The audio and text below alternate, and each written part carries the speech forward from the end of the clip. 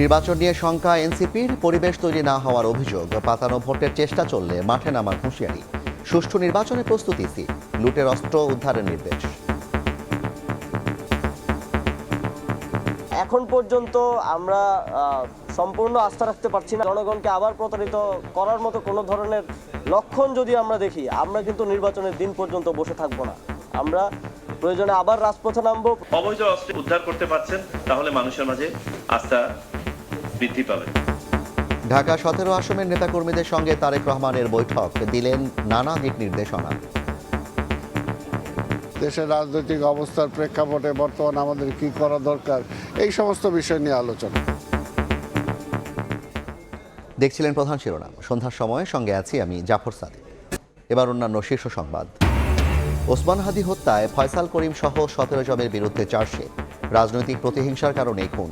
Mastermind মহানগর যুবলীগ নেতা বাপ্পি, দাবি ডিবির। গ্যাস বিলও দিতেছি, আবার এদিক দিয়ে আমরা কষ্টও করতেছি। আগে ছিল 1300-1400, এখন হচ্ছে 2000 টাকা, তাও পাওয়া যায় না। গ্যাসের অভাবে জ্বলছে না চুলা, রাজধানীতে কোথাও মেলে দিনে 1 ঘন্টা। এলপিজির দাম নিয়েও ক্ষুব্ধ নগরবাসী। কারসাজির বিরুদ্ধে কঠোর ব্যবস্থার হুঁশিয়ারি উপদেষ্টার। দেশের 10 জেলায় বইছে শৈত্যপ্রবাহ। রাজশাহীতে মৌসুমের সর্বনিম্ন তাপমাত্রা 7 ডিগ্রি। তীব্র ঠান্ডায় চরম বিপাকে খেটে খাওয়া মানুষ, হাসপাতালেও রোগীর ভিড়। এবং বিশ্বকাপের ম্যাচ ভারত থেকে সরানোর দাবিতে অনড় বাংলাদেশ।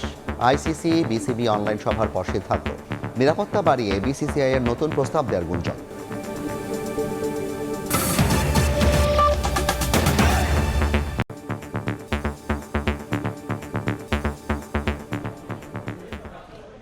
পরিবেশ তৈরি না হওয়ার অভিযোগ করে নির্বাচন নিয়ে শঙ্কা প্রকাশ করেছেন এনসিপি।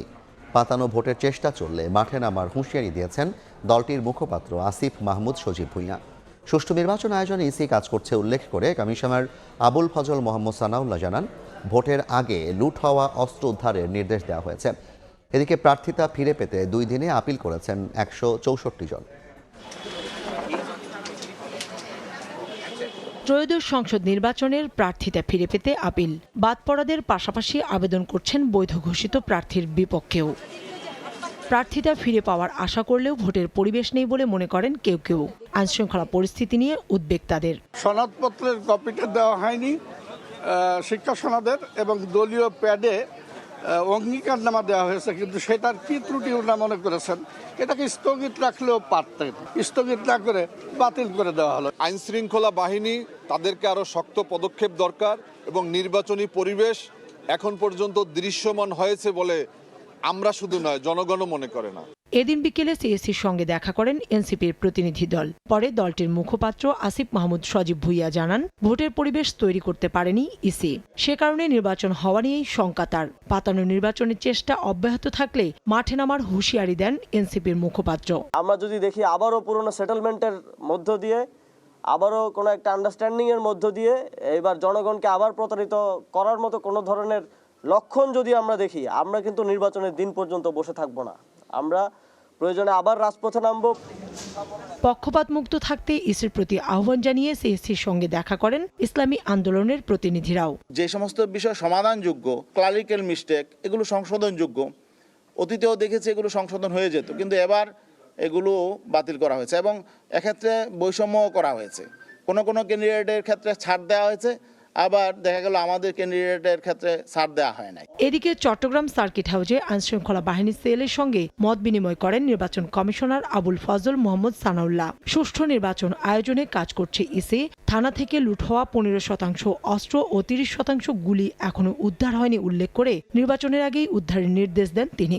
100% আপনারা খুঁজে পাবেন এমনটা আমরা আশা করছি না, কিন্তু আপনারা যদি এই আবহাওয়াটা তৈরি করতে পারেন যে আপনারা যারা এগুলো নিয়েছে তাদেরকে চিহ্নিত করতে পারছেন এবং উদ্ধার করতে পারছেন, তাহলে মানুষের মাঝে আস্থা বৃদ্ধি পাবে। নির্বাচনের রোহিঙ্গা এবং অবৈধ অস্ত্রের ব্যবহার বন্ধে রোহিঙ্গা ক্যাম্প ও সীমান্ত সিল করা হবে বলেও জানান এসি সানাউল্লাহ।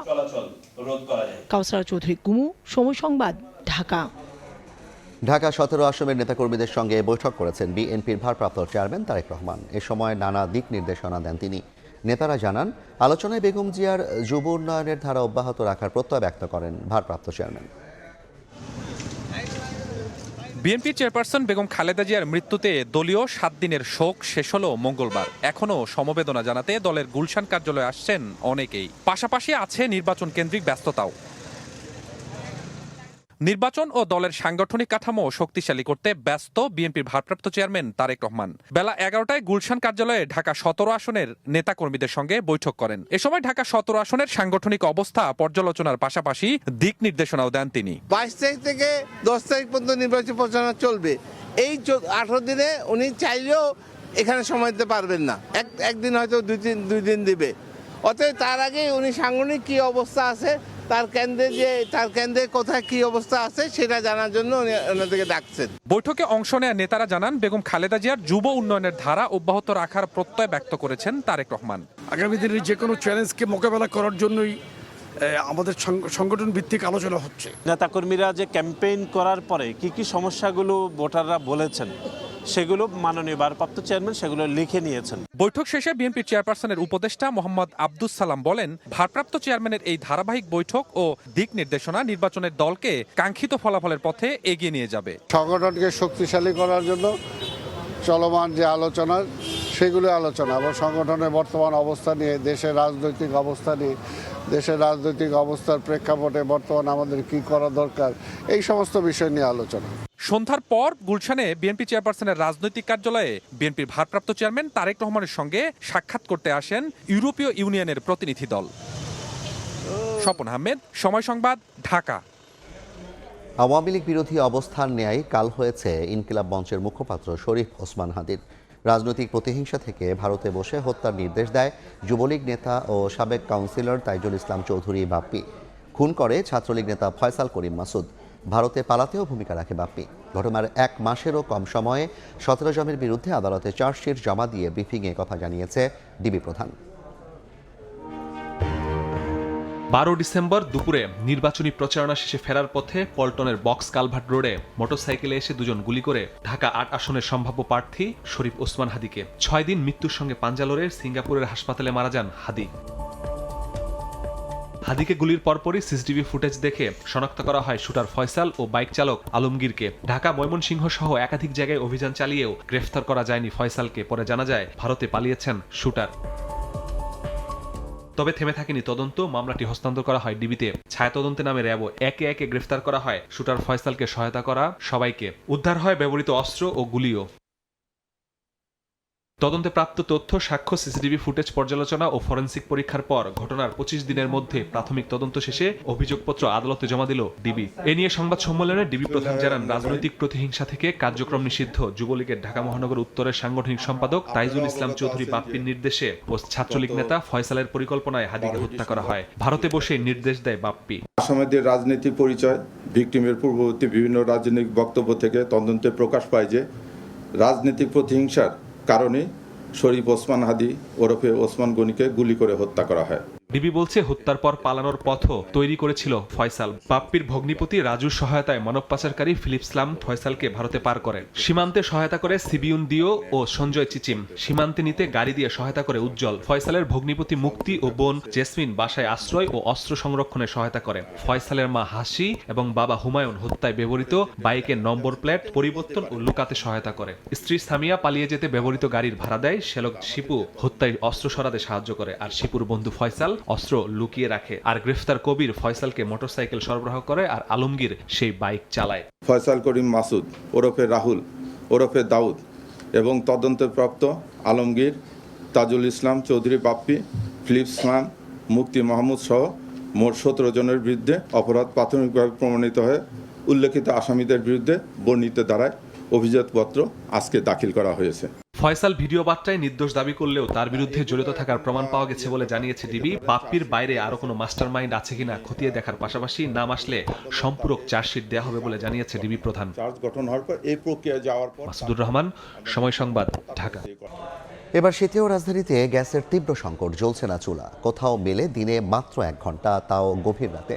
এলপিজির বাড়তি দাম নিয়ে নৈরাজ্য ক্ষুব্ধ নগরবাসী।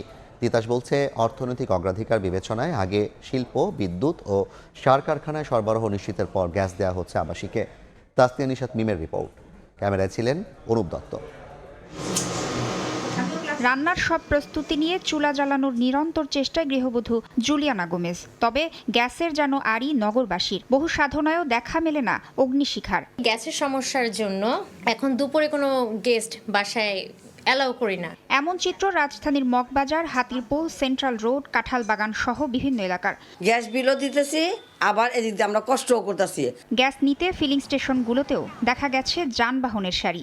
আমাদের প্রেসার থাকে কম, গ্যাসও থাকে কম, গাড়িতে দিতেও পারি কম। নগরবাসী চরম সংকটে থাকলেও তিতাস পৌঁছে অর্থনৈতিক অগ্রাধিকার বিবেচনায় আগে শিল্প, বিদ্যুৎ ও সার কারখানায় দেওয়া হচ্ছে গ্যাস।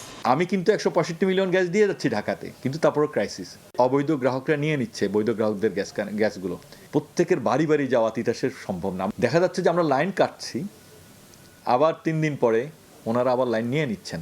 সংকট নিরসনে যৌক্তিক দামে এলপি গ্যাস সরবরাহ বাড়ানোর পরামর্শ বিশেষজ্ঞদের। সচেতনতা বাড়ানো যেমন প্রয়োজন, গ্যাসের অপচয় যাতে না হয়, অন্যদিকে দক্ষ machinery, energy efficient boiler, energy efficient captive generator, যেখানে ওয়েস্ট হিট বের হয়ে যাচ্ছে সেটাকে ইউটিলাইজ করা। গৃহস্থলীতে গ্যাস সাপ্লাইটা বন্ধ করে দেওয়া উচিত, কিন্তু তাদের যেটা করতে হবে এলপিজির সাপ্লাইটাকে ঠিক রাখতে হবে, একদম কমপ্লিট থাকতে হবে, যাতে করে বার্ক যেই দামে বলছে সেই দামে যেন সিলিন্ডার পায়।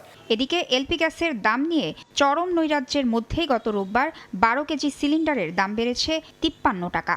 যদিও সরকার নির্ধারিতের চেয়ে প্রায় দ্বিগুণ দামে গ্রাহককে কিনতে হচ্ছে এলপিজি।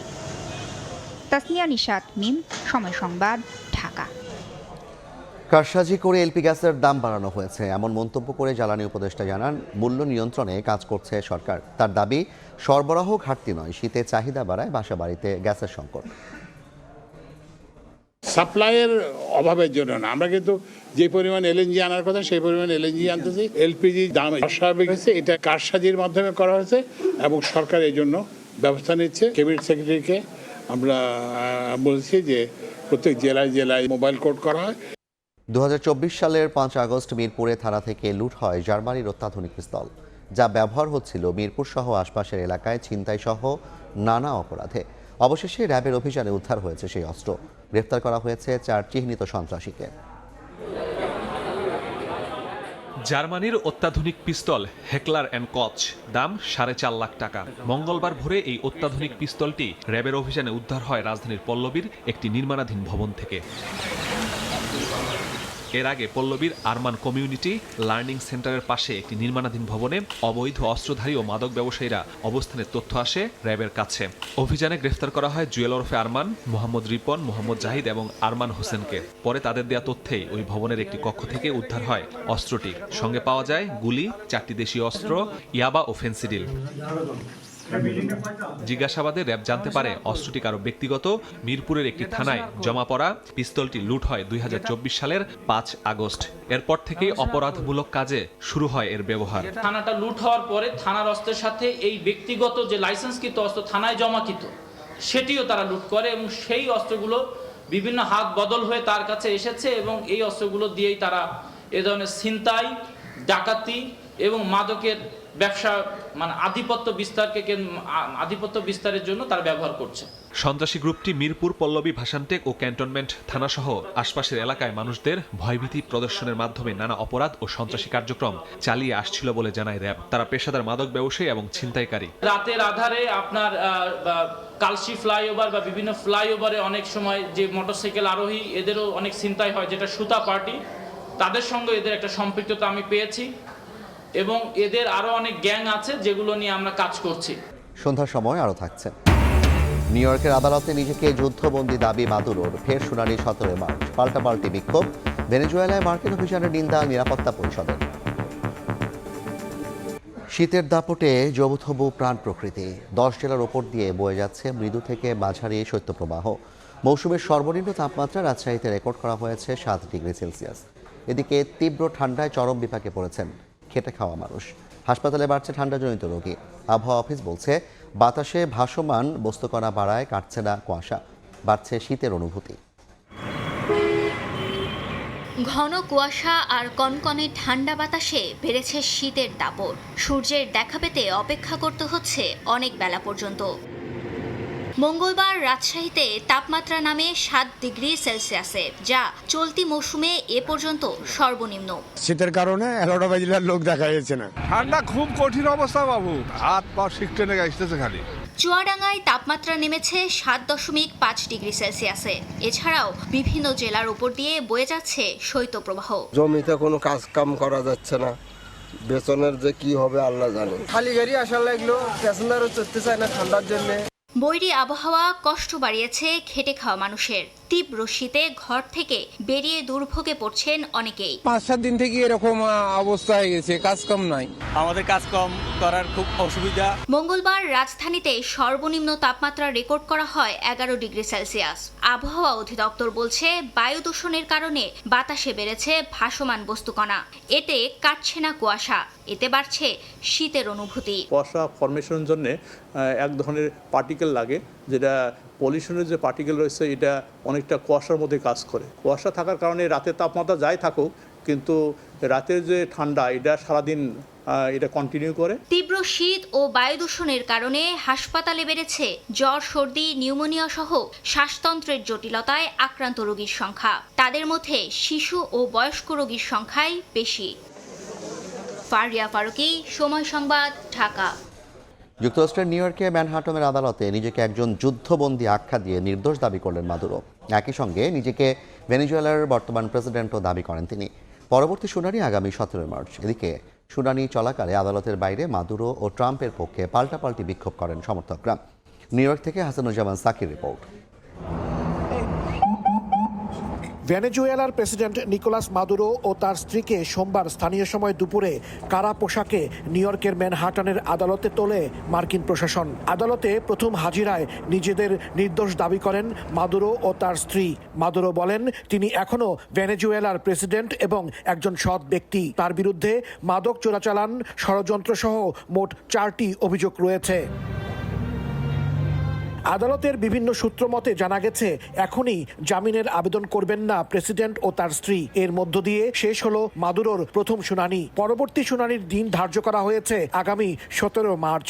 শুনানি শেষে মাদুরোকে এই আদালত থেকে হেলিকপ্টারে করে ব্রুকলিনের বন্দি শিবির মেট্রোপলিটন ডিটেনশন সেন্টারে নিয়ে যাওয়া হয়। এখন আইনি প্রক্রিয়া শেষে কবে ও কি রায় হয় তা সময়ই বলে দেবে। স্থানীয় সময় সোমবার সন্ধ্যায় ভেনেজুয়েলার সামগ্রিক ইস্যু নিয়ে মার্কিন গুরুত্বপূর্ণ কিছু আইন প্রণেতার সঙ্গে বৈঠক করেছে ট্রাম্প প্রশাসন। বৈঠকে সার্বিক পরিস্থিতি ও ট্রাম্পের ভবিষ্যৎ পরিকল্পনা নিয়ে আলোচনা হয়। হাসানুজ্জামান সাকি, সময় সংবাদ, নিউ ইয়র্ক, যুক্তরাষ্ট্র। বিশ্বকাপের আগে সময় কম থাকায় ভেন্যু পরিবর্তন নিয়ে জটিলতায় পড়ার শঙ্কায় আইসিসি। তবে ভারত থেকে ম্যাচ সরানোর দাবিতে অনড় বাংলাদেশ। আইসিসি বিসিবি অনলাইন সভার পর এ বিষয়ে আসবে চূড়ান্ত সিদ্ধান্ত। এদিকে নিরাপত্তা বাড়িয়ে বিসিসিআই এর নতুন প্রস্তাব দেওয়ার গুঞ্জন উঠেছে। মুস্তাফিজ ইস্যুতে উত্তাল বাংলাদেশের ক্রিকেট। ভারতের সঙ্গে রাজনৈতিক টানাপোড়েনের প্রভাব এখন 22 গজের মঞ্চে। নিরাপত্তা শঙ্কায় ভারতে বিশ্বকাপে দল পাঠাবে না বিসিবি। আইসিসির কাছে সাফ জানিয়ে দিয়েছে দেশের ক্রিকেটের নিয়ন্ত্রক সংস্থা। ভারতের বেশ কিছু গণমাধ্যমের খবর, বাংলাদেশকে সিদ্ধান্ত পরিবর্তন করতে অনলাইন সভায় রাষ্ট্রীয় নিরাপত্তা দেওয়ার প্রস্তাবও দিতে পারে আইসিসি। তবে গুঞ্জন শোনা যাচ্ছে এমন প্রস্তাবেও নিজেদের সিদ্ধান্তে অনড় থাকবে বোর্ড।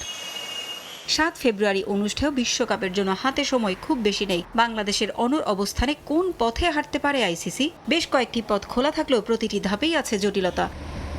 ক্রিকেট দুনিয়ায় যেহেতু ভারতই সর্বেসর্বা, তাই বিসিসিআইকে দিয়ে বাংলাদেশকে শেষ পর্যন্ত বিশ্বকাপে অংশ নিতে রাজি করানোর উদ্যোগ গ্রহণ করতে পারে আইসিসি। তবে সরকারের নিষেধাজ্ঞার কারণ দেখিয়ে ভারতে যাওয়া সম্ভব নয় বলে এ সময় পার পেতে পারে বাংলাদেশ। নিরাপত্তা বাড়িয়ে নতুন প্রস্তাব দেয়া হলেও তা না রাখারই আভাস দিয়েছে বোর্ড। তাই ভেন্যু পরিবর্তন করে হলেও বাংলাদেশকে বিশ্বকাপে রাখতে চাইবে আইসিসি, এমন আভাসই পাওয়া যাচ্ছে চারদিকে।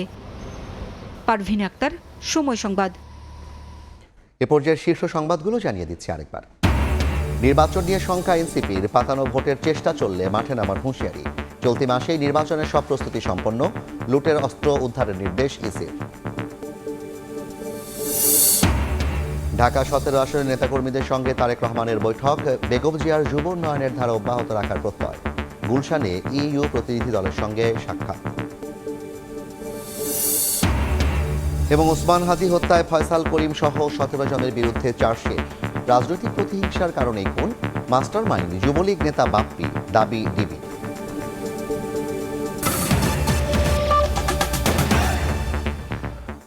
এই ছিল সন্ধ্যার সময়। এরপর নির্বাচনের সময় নিয়ে সঙ্গে থাকছেন মাহাদি চৌধুরী। জাফর, আপনাকে ধন্যবাদ। নির্বাচনের সময় নিয়ে আসছে কিছুক্ষণ পর, সঙ্গেই থাকুন সময়।